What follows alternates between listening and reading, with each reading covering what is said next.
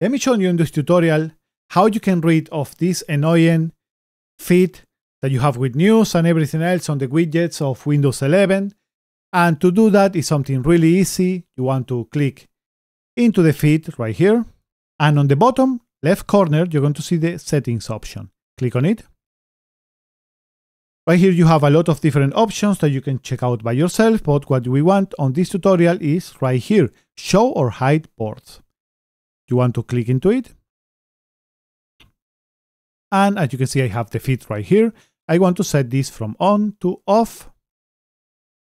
And now finally, I don't have all of that news inside of here if you still want to use the widgets itself. And that is it. This is a really fast tutorial, guys.